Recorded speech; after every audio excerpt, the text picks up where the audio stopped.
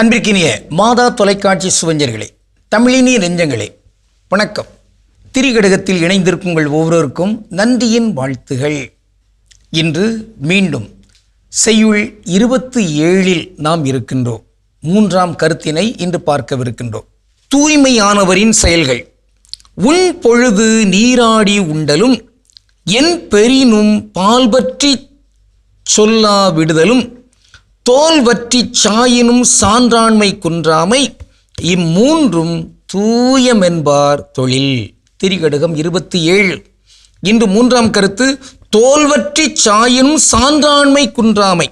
பாருங்க, உடல் சோர்வுற்று அப்படியே ஏதோ ஒரு துன்பத்தை எல்லாம் அடைய வேண்டிய சூழல் வந்தாலும் சான்றாண்மையை இழந்து விடக்கூடாது, விட்டுவிடக்கூடாது என்கிற தன்மையில் இருக்கிறவர்கள் இருக்காங்களே, அவர்கள் மாமனிதர்கள், உயர்ந்தவர்கள்.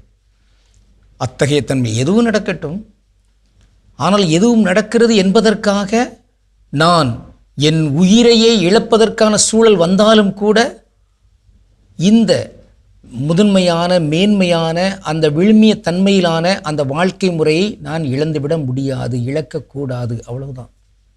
அதான் வாழ்வியல் நெறி. அந்த அடிப்படையில் சான்றாண்மை இங்கு நிற்க வேண்டும். அதனால்தான் சான்றோர்கள், முன்னோர்கள், நம் தமிழ் மூத்தவர்கள் அவர்களெல்லாம் இந்த வாக்கு பிறழாமை, சொல்லில் நேர்மை, செயலில் நேர்மை, அதை செய்து காட்டுவார்கள். செய்ய முடியவில்லையா, உயிரை கூட அவர்கள் இழப்பார்கள். அப்படிப்பட்ட அந்த நேர்மையான தன்மைகளில் இங்கு இந்த உலகம் வழிநடத்தப்பட வேண்டும். அதற்கு திரிகடுகம் ஒரு மாபெரும் வழிகாட்டி. வள்ளுவர் ஒன்றை சொல்வார், தன்னுயிர் நீப்பினும் செய்யற்க தான் பிறிதின்னுயிர் நீக்கும் வினை. அதாவது தன் உயிரையே இழப்பதற்கான சூழல் நேரிட்டாலும் கொலை செய்யாதே, அடுத்த உயிரை துன்புறுத்தாதே. அவ்வளவுதான். ஒரு தடுப்பரண் போன்று ஏதோ நாம் தடுக்கிறோம் என்றால் அது தாழ்வில்லை. ஆனால் அடுத்த ஒரு உயிரை கொன்றுவிட்டுத்தான், அடுத்தவரை கொன்றுவிட்டுத்தான் நான் வாழ வேண்டும் என்றால் அப்படிப்பட்ட ஒரு வாழ்க்கை தேவையில்லை. இதுதான் அந்த சான்றாண்மைக்குரிய அந்த மேன்மை. அதனால தான் நாம் அடிக்கடி பார்க்கிற ஒரு குறள், அந்த ஈண்டாள் பசி காண்பான் ஆயினும். தாய் பசியாக இருந்தாலுமே கூட சான்றோர் பழிக்கின்ற செயலை செய்து இங்கு இந்த பசியை ஆற்ற வேண்டிய தேவையில்லை.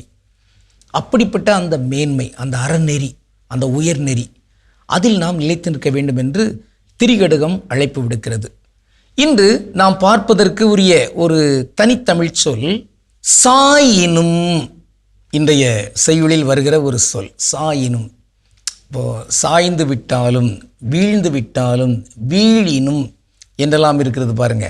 அந்த பொருள் நம் உடலே சாய்வதாக இருந்தாலும், அல்லது நாம் கொண்டிருந்த அந்த உயர்தன்மையே சாய்வதாக இருந்தாலும், இங்கு தொடர்ந்து நேரியதைத்தான் நாம் செய்வோம் என்கிற ஒரு தன்மை. சாயும் சாயினும், அதிலிருந்து தான் அந்த சாயும் காலம், கதிரவன் அப்படியே சாய்கிற அந்த நேரம், அதான் அது அப்படியே மருவி சாயங்காலம் என்று வந்துவிட்டது. அதான் முன்னால் ஒரு பாட்டு உண்டு தானே, மாதா பாட்டு, சூரியன் சாய். அருமையான ஒரு பாடல். ஆக அந்த சாய்தல், இங்கு நாம் அறத்திலிருந்து எவரும் வீழ்ந்து விடக்கூடாது, அறத்தில் உயர்ந்து நிற்க வேண்டும். அந்த அறத்தை உயர்த்தி பிடிப்பதற்காக நம்மில் இருக்கிற எது வீழ்ந்தாலும் ஒன்றும் தாழ்வில்லை. ஆனால் இன்று பல நேரங்களிலே கயமை தன்மையோடு ஏதோ கேவலம் பணத்துக்காக, அல்லது ஏதோ ஒரு சொத்துக்காக, அல்லது ஏதோ ஒரு வகையான பதவிக்காக, இப்படி இந்த அறத்தை மீறுகிறவர்களாக பலரும் மாறிக்கொண்டிருக்கிறார்கள். இது மாற வேண்டும், மாற வேண்டும். எந்த சூழலிலும் இங்கு நாம் உயர்ந்தவர்களாகவே நிற்க வேண்டும் என்று இன்று உறுதி ஏற்றுக்கொள்வோம். கடவுளுக்கு திருவிழமானால் மீண்டும் நாளை திரிகடுகத்தில் இணைந்து மகிழ்வோம். நன்றி, வணக்கம்.